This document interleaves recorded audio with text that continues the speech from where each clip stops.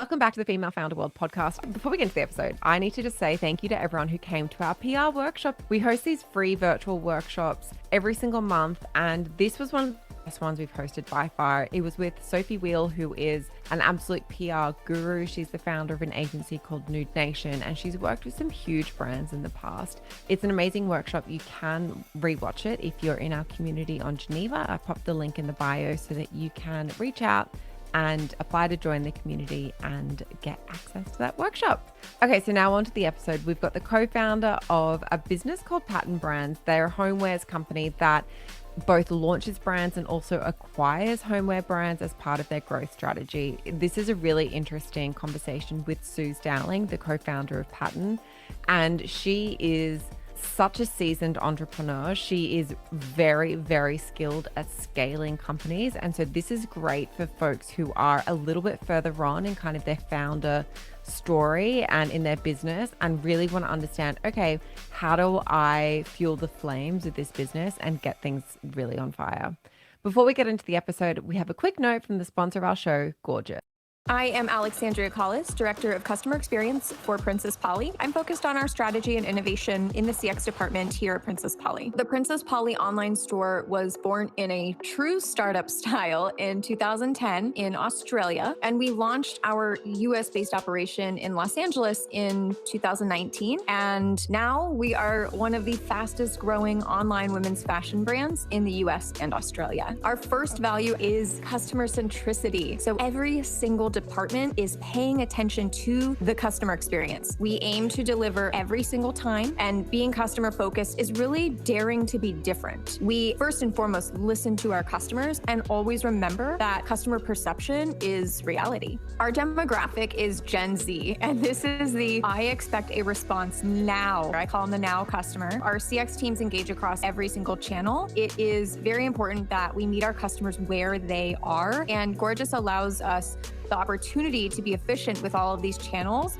located in one place. We show up to work each and every day with one goal in mind, and that is to provide the best customer experience for our customers all over the globe. I have a quote, and I always tell our CX leaders that customer experience is the heart of an organization, and we pump the blood and deliver the oxygen to the vital organs in the business to help them thrive and grow stronger. So AI and tech have played a large piece in a lot of the decisions that we've made at Princess Polly over the last year and going forward that we will make when it comes to utilizing systems to their fullest optimization. I will share that late last year, for example, we migrated ticketing platforms from the very popular Zendesk to Gorgeous because it is the experience that we're focused on, the agent experience and the customer experience. If you're interested in learning more about Gorgeous, you can go to gorgeous.com and start a free trial today. You are now entering Female Founder World with your host, Jasmine Garnsworthy. For people who don't know about Pattern Brands and what you're building over there, give us the elevator pitch. What are you building? So Pattern is a family of brands really focused on the home. So we're just over 2.5 years old. It's definitely been a real whirlwind of an adventure. Our products really range from kitchen tools and utensils to home storage, organization, and decor essentials across, the entirety of all rooms within your home. So we currently have 4 brands in the Pattern family that we've publicly announced, which are Open Spaces, Equal Parts, GIR, and Letterfolk. And then we're adding brands to the family by the day. So can't say anything more about that just yet, but expanding the Pattern family in a really exciting way. But what's kind of unique about us is that we are a one team, one cap table model. And so what that means is that all of our team members are actually Pattern employees who work across all of our brands. So even though we have multiple brands within the family, everyone is really living at that Pattern level. And, really the reason we did that is because these days brands really need to be experts at everything, especially these D2C brands, right? So you have to go from email marketing to your paid marketing and digital to supply chain and logistics and all of the other things in between. And so Pattern's model is really about believing that there does need to be a new business model for America's really growing community of e-commerce brands.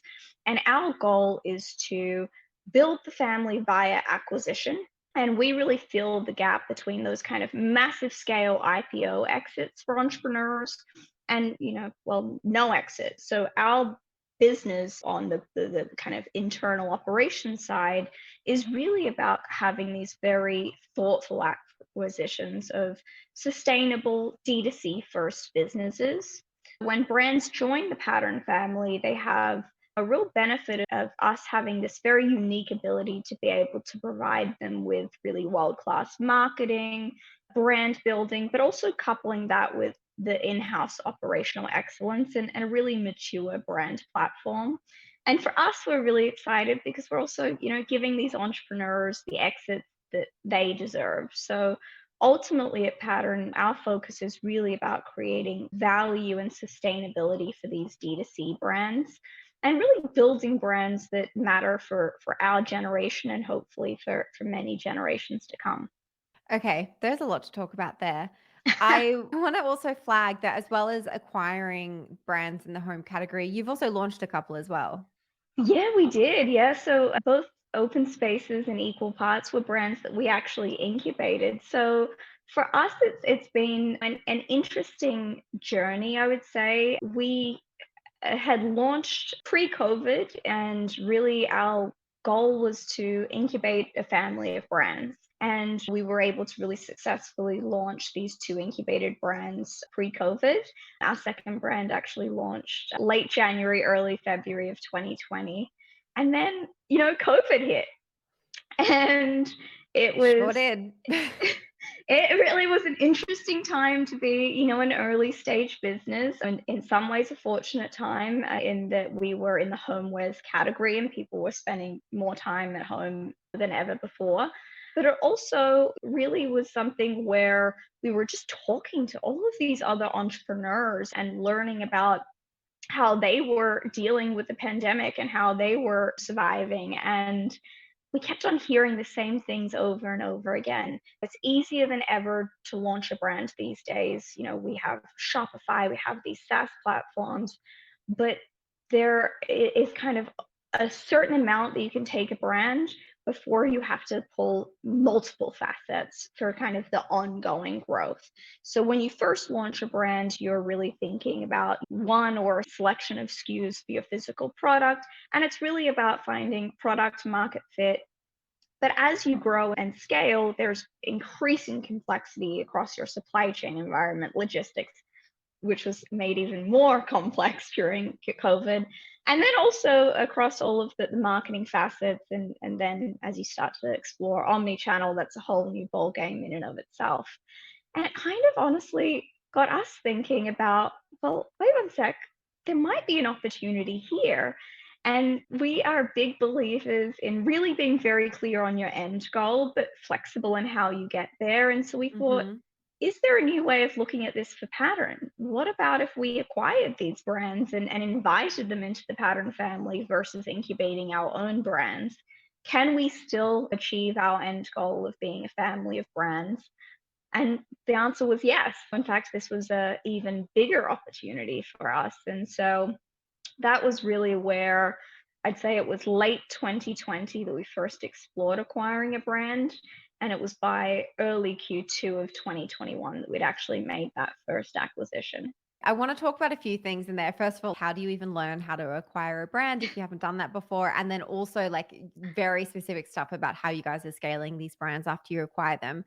But first, I just want to rewind for a second and chat about what you were doing before Pattern Brands. I think it's really helpful for people to understand your background, where you come from. It helps people to see themselves in your story as well. You moved to New York from Australia and you started working with Gin Lane, which I think is like a design and That's marketing agency. Is that right?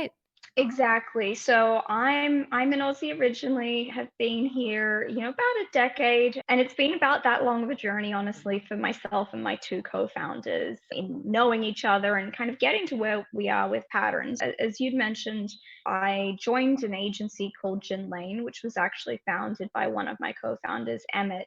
And we were really a brand and marketing agency that were kind of very early in the direct to consumer movement and really helped to develop a kind of a brand and design a digital process to help launch brands like Harry's, Hims, Smile Direct Club, Quip, and more. In our time together in running the agency, we really helped to launch about 50 startups and really Wow. partnered. Yeah, it was an adventure, but you know what? This was over multiple years. Hmm. But it was really cool because we got to, really partner with entrepreneurs to launch them in market. And so it really gave us just an amazing access to seeing firsthand, A, the entrepreneurial journey, and then B, how do you really build a brand? So brand strategy, your positioning, your naming, your voice and visual development. And then also what we really thought about was experience design, which is really how do you architect and design and build a digital ecosystem for the brand that allows them to really prepare for hyper growth. And so Gin Lane, it was an incredible learning experience, but it was one of those things where almost after so many years of working with these entrepreneurs to launch them to market, Nick, Emmett, and I kind of felt that it was just naturally time for us to take that next step, which was really to become entrepreneurs ourselves. Um, Yeah. it's I always think one of the most kind of motivating things you can do is to really create something that matters to you. It's like what gets you out of bed every morning, so excited for the day. And I think building and creating pattern is really that for us. I love that. When you landed in New York and you started working with Jin Lane, what was your background? How much did you already know and how much have you learned while you've been on the job with his team? I mean, a lot has been on the job with this team. Google is my best friend, but my background is I actually originally studied education, specializing in behavioral and learning difficulties. So at uni, I honestly thought I was going to become a teacher. And then I kind of got a couple of years into my degree and realized maybe this isn't what I want to do. I was nannying all through university, and it was the woman that I nannied for that helped actually get me some internships and then ultimately, gave me a job opportunity really working in her PR agency after I graduated the university. And so I kind of had some really good experience on the ground in kind of building the PR engine. This is, probably 15 plus years ago, where there was really a dramatic rise in the popularity of smartphones, and that really accelerated that kind of online consumption of media.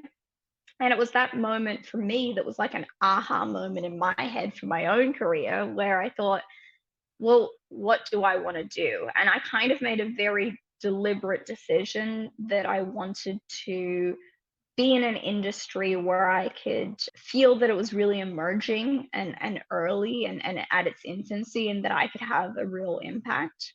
And so it was a pretty deliberate decision for me to walk away from my role in PR and actually move to a digital agency in Sydney that was doing a lot of, you know, for the time, progressive and disruptive, work, really focusing on growing profitable digital first businesses. It was at the end of that job that I really decided to make a move to the US, kind of run, Gin Lane in the end. You mentioned something before and then you touched on it again around something that you were working on at Gin Lane was how do you craft that brand ecosystem to prepare the brand and the business for growth? What are some of the foundational things that you need to do when you're building a brand from the ground up that you think, okay, this has the potential to be something huge? What is the framework there? When I kind of break it down, there's kind of three things that come to mind.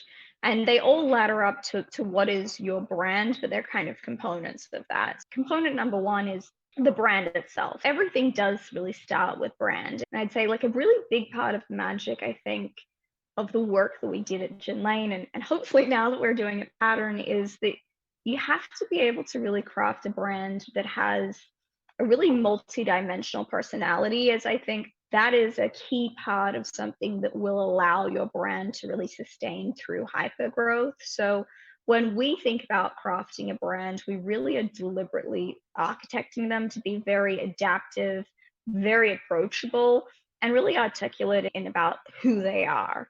And the reason that we do this is because we really want to create like a very human experience.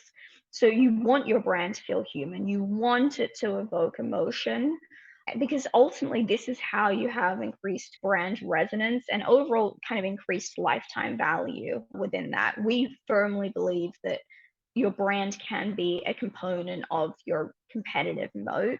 We really think about content and storytelling and how that can be powerful in bringing the personality to the life. And then also, we really think about all of the touch points in the ecosystem of the brand and how your brand exists within each of them.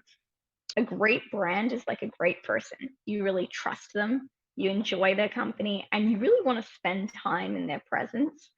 And it's these kind of little interstitial moments, whether it's kind of the thoughtful insert in like the packaging, or how your customer service team takes time to really talk to the customers, or an ad that's kind of tongue in cheek and makes you chuckle, or something we actually think about a lot is actually the footer on your website.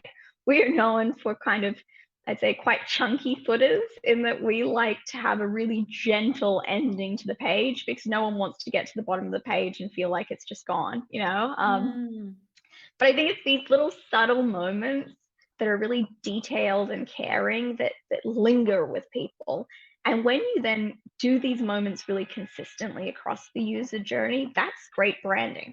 But I think component number two that is hand in hand with this is to create a great brand, you have to also put your customer first. At Pattern, we've actually kind of coined this term that we call direct with consumer. I think it's really about how do you create an ongoing conversation with your customers. We've spent hundreds, if not thousands of hours speaking with our customers to really understand their relationship to their home and how we can provide them value. And I always say to any entrepreneur, you need to be the one on the phone, literally talking to your customer, not just putting this on someone else, because again, you are crafting this for them and with them. And then the third component is your product. And your product could be, in some instances, a digital based product, or it could be a physical product. In our instance, we sell physical products. And I think that's kind of the third thing to think about when preparing for hypergrowth is you need to make sure that you are set up to make and sell great products. And I think this is really where, for us at Pattern, we're really trying to do our best to build this really trusted house of brands that are centered around products that our consumers actually really love. As much as a lot of this is consumer facing, building a great product is also about really going back, right? And thinking about how do you make sure this is quality? How do you make sure this is profitable? In today's age of COVID, it's definitely much harder, but it is possible. You're so eloquent in the way that you communicate those fundamentals. You should be a business teacher. But I mean, we've got you on the podcast. You kind of are right now. When you were first launching brands, we'll talk about acquisition in a minute, but when you were looking at launching a new product-based business, how were you validating the idea? What kind of insights were you pulling from the market? What makes a good business idea? For one, it needs to be something that you yourself are really passionate about and are willing to like live and breathe by, And which you is love where, home, right? You oh, love home. absolutely. Yeah. This is my obsession since I was Yeah. probably 3 years old. So home is kind of the gating factor where everything we do is within kind of home and home life categories. Yeah. I think when to take an example like open spaces, so that's our home organization brand. And our kind of mission with that brand is to really create home organization that is a very curated select SKU set, so not overwhelming, and is really so beautiful that you're comfortable having it on display. And that came from honestly a very acute pain point that we had in New York City with tiny little apartments. It's we all have these tiny apartments, and so you need to make sure your organization looks good and beautiful because it will be on display. But so we start off with the kernel of an idea, but then you have to think about, okay, what's the market opportunity and kind of the commercial opportunity here? And so that starts really looking at market trends. So pulling access to anonymized credit card data, understanding share of wallet. So what categories of the home have the larger share of wallet? What categories have been declining over the years? What categories are growing? And we really saw organization as being a category that, based on the market data, had a lot of opportunity and was really a good commercial area for us to be within. Then we really need to think about, okay, what's the competitive space and how do we make sure that we're creating something that actually should exist and it can be better than what is out there. So it's really about doing a lot of competitive research and understanding what are the brands that are already out there, what's the merchandise offering that they have, and where do we see as concrete gaps. And then it's really about, again, the consumer, and really talking to, at that point, we didn't have any actual customers, but you can talk to other people that would be in what you believe your consumer segment to be through doing surveys, etc., to really understand what it is that is a key pain point for them. One of our best selling products, for example, is our entryway rack.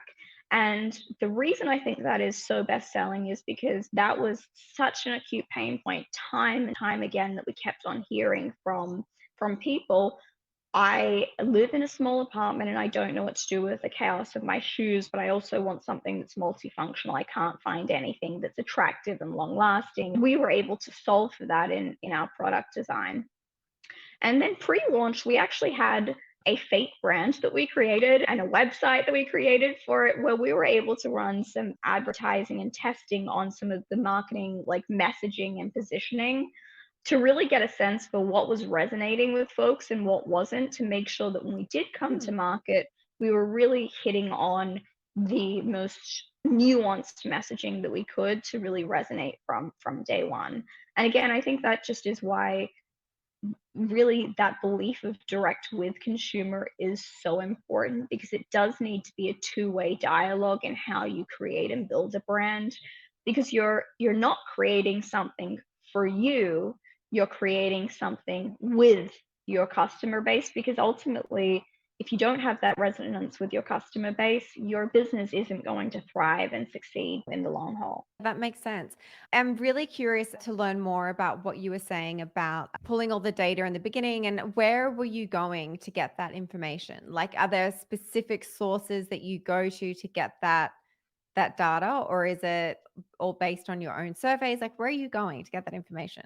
There's a mixture of things. There are reports that you can buy essentially. For some of those, honestly, they were a little costly for us as an early stage startup to be able to afford. So we were able to work with folks in our network, whether that was our investor or advisor network, to be able to get access to some of those things, especially things like credit card data, etc.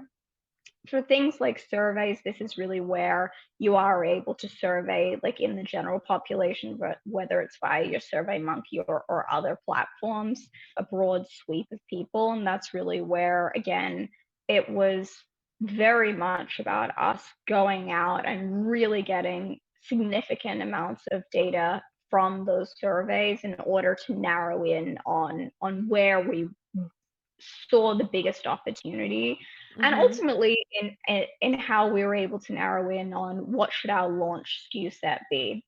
Spending kind of the time up front to do that research has really paid dividends in having them that resonance. Like, something we always joke and say is measure, 10 times, cut once. People always say measure twice, cut once. For us, 10 times of, I think, making sure that you're really planning and being very strategically sound before you go into execution mode. What time frame are you taking for this? A lot of the founders that I speak to, they're like, well, I had this pain point, so I just created this thing and then I organically turned into this thing. And now look, I've got this business.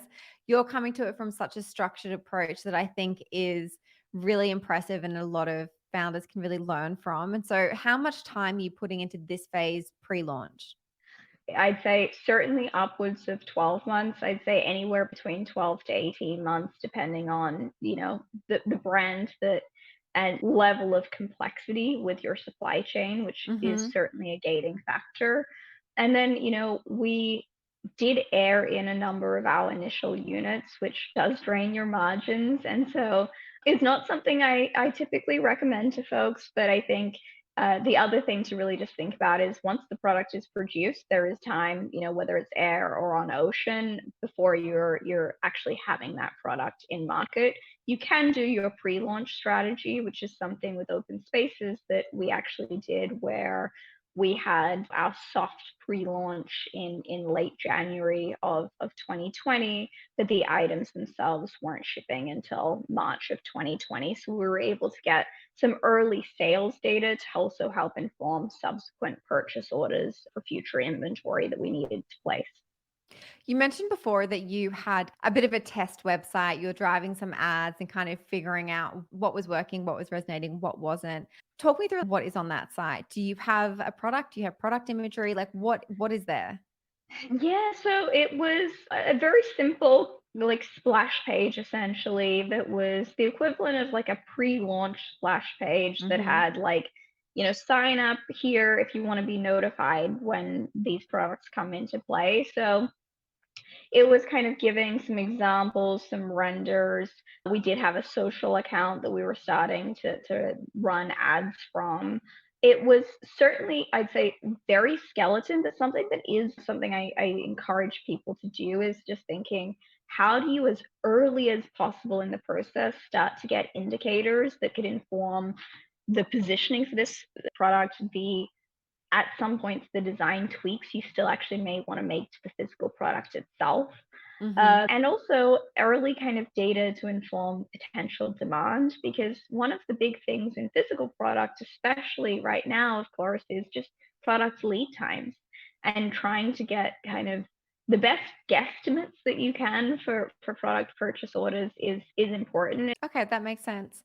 So now Pattern is moved into the strategy of acquiring brands that are doing between 1 and 10 million in top line revenue, and then you're going on to scale those brands and really increase the size of those companies. And I want to understand how you're doing that. I think that we've well and truly covered, not just in this conversation, but in so many conversations, launching, how to get that early traction, how to figure out whether your idea is a good one. But once you have some traction, how do you really like scale a business, particularly a homewares business? Absolutely. So I think to kind of take a step back, we do look for brands that we feel have very healthy and sustainable margins. So that is important to us, that the gross margin picture of a business is able to be something that gives us enough room financially as a lever Yeah. in that business. What's a good margin in home So as a category? for us, it's really about, saying a fully loaded gross margin of over 50%. Mhm. Certainly, I think there's then variability, typically anywhere between 50 to 70%, depending on specific product lines, etc. But I do think that's just very important as a kind of core fundamental when building your brand, is to really understand the business unit economics. And it's something that we very much focus on. The brands we, bring into the family also do have a loyal customer base. So it is something where we really like to see organic traction in the brand. And the third point is that really the product itself has to be really wonderful quality and something we're super proud to produce. And then to your question of, well, how do we then think about building these brands? They have these good fundamentals coming in, right? They have great products, they have a very loyal customer base, and they have kind of business unit economics that make sense. For us, it's been really, okay, how do we create brand awareness and exposure, and how do we scale these businesses? And we really think about having a repeatable template that is really allowing for true omni-channel brand growth. So initially, we really focus on direct to consumer, but then after we've really established those direct to consumer foundations, we do expand into multi-channel. And for us, it's like these value creation levers that can really enable us to win in the long term. I'd say day one of a brand joining the family, prior to them joining, we've done deep diligence on the brand to really understand and kind of look around corners, look under things, and understand what is this brand and what is this business. And day one, it's then making sure we're validating that top to bottom. So we want to make sure we really understand and value their consumer. So we make sure we take the time to get to know their consumer, to do a lot of consumer insights work. I think this is really where the direct with consumer philosophy comes into play. And then we also really want to make sure we understand every single lever financially in the business. So we go down to the most granular level, from raw material costs to their supplier base and their ability of their existing suppliers to scale with us. The purchase order, minimum order quantities, we think about how can you get price breaks for placing above minimum order quantity. We look at inbound and outbound costs. We look at outbound shipping zones and the locations of warehousing or 3PLs. We go back and look at the trailing 12 months of sales into daily sales reports. So it's literally every single day, what were the sales of that day and why? Because that allows us to look for trends and spikes and fluctuations, because it's really important to us that we can understand and explain what was happening in the business and why it was happening, because when we understand that, we can then look at how can we determine the strategy to optimize. Easy, low-hanging fruit is typically the marketing strategy, and for us, core marketing channels are certainly paid social, so Facebook and Instagram, and then Google and search and shopping. I think very common, whether you're incubating a brand or growing it, for any D2C brand to be focused in these areas. While post iOS 14, things have definitely become more challenging, they still have the largest revenue potential due to like the kind of advanced algorithm and tracking capabilities. For us, it's really about how do we think when we launch paid marketing about like creative and then targeting. And we've seen that creative really is the highest impact. So we really think about testing. One of the most important things that we do for these businesses is when we're launching paid marketing, really have very frequent creative testing. So all of our creative is done in-house. And we make sure that the ads have a very clear value prop of the product to the customer. Then we really think about variety. So that's something that's very important, of how do we reach different demographics. We really also look at variety of the content itself. So we see video is a really big driver of performance, and of course UGC as well. And then budgeting. So we actually, before we bring a business into the family, are often running tests on their paid marketing accounts to really validate, prior to actually purchasing this business, how many conversions do we need to really drive a clear read and understand kind of what the expected behavior would be, so that we can use that in our forecasting. It's a lot about what's the outcome we're trying to drive towards, and how do we work backwards from there to make sure we're being very structured in our approach. We also look at wholesale opportunities from an omni-channel perspective, Amazon opportunities, and recently we've actually been expanding into looking at some brick and mortar opportunities as well. Very cool. When founders think about reverse engineering their business and they have this vision that they want to build something that at some point can be acquired, what are those things that they should be thinking about as they're growing to create a business that would be appealing to someone like you? It really is about ensuring that it is a incredible product that has a pretty distinct point of differentiation in the product. We look for unique intellectual property, whether that's a design patent, a design language, and kind of just aesthetic that they really have coined and are best in class. So I think ensuring that the product itself is distinctive. We really don't look at businesses that are just white labeling their products. And then really it is businesses that have those sound business fundamentals, because I think sometimes, especially in D2C, it can be all about chasing top line sales. For us, it's actually more important, does this brand have brand like EBITDA? And is this brand profitable? And can this brand be self-sustaining?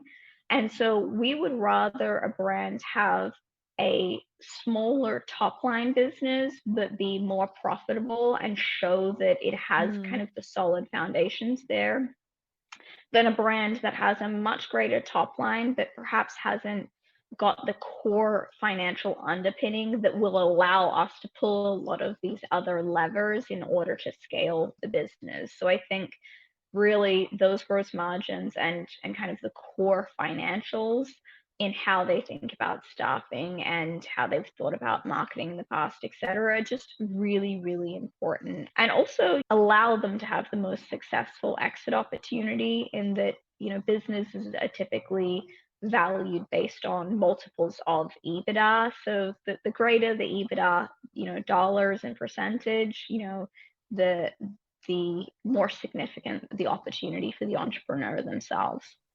Yeah, absolutely. You've given us so many great tips and recommendations there, but I just want to close by asking if there is a resource, if there's something that's helped you as you've been up leveling as an entrepreneur that you can recommend other folks engage with. I'd say for me as an entrepreneur, the kind of biggest breakthroughs and resources have really been honestly more about the work that I've done on myself. I think Mm. learning how to be really vulnerable and to be able to ask for help and support and feedback has been really invaluable to then unlocking resources, because I think I've been able to then kind of break down some of the challenges there. I also found this book that was called Speaking to Influence, and it was all about basically how do you master your leadership voice. And that Mm. was something that was a really helpful tip for me in how I thought about myself as an entrepreneur, but also as a leader, because as your business starts to scale, you will build a team and you will have, potentially investors or other folks in the network, and you are going to have to really master your own leadership ability and ability to hold a room. And then I'd say, just take it from a different angle and just on a very tactical level, there's been a few platforms that I think there's a couple of operational tools that I wish someone had told me about a few Ooh, years tell ago. us. One is a platform called Anvil, which is a supply chain management platform, and it really has been pretty transformative in how we've managed our supply chain, have engaged with our suppliers, how we've approached our quality control processes. It allows you to communicate in a really seamless way via this platform. Skubana is another one, which is an order management system that basically can sit as a middleware between you and whoever your 3PL is. And the big reason I say that that's awesome is because it gives basically all these if and then statements.